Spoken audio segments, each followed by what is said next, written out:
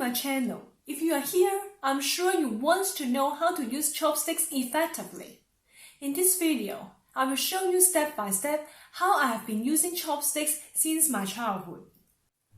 Here is an overview of how it looks.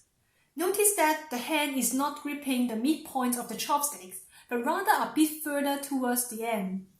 I have seen a lot of learners trying to grip it midway through, and it just makes things a lot more difficult to maneuver. Now, let's take a closer look at each of the two chopsticks respectively. One of the chopsticks has to be gripped firmly using the lower parts of the thumb and the ring finger. This chopstick should be locked in place and will not move throughout the whole meal. Another chopstick will be held by your thumb, index finger and middle finger. The movement of this chopstick is brought forward by moving the index finger and the middle finger, while the thumb stabilizes the movement.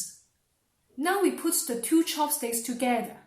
You can see that only one of the chopsticks moves, whereas the other stays still. By moving the two chopsticks closer or further away from each other, we can grab or release the food respectively. Now that you have learned the technique of using chopsticks, you may try it out next time you go to a Chinese restaurant, or even explore your own way of using chopsticks. There is no absolute correct way regarding how to use chopsticks, as long as you can use them to pick up different kinds of food at ease. Like learning any new skills, you may find chopsticks hard to manage at first, but through practice, it will become second nature to you. If you like this video, please give me a thumbs up, it will be a huge support to me.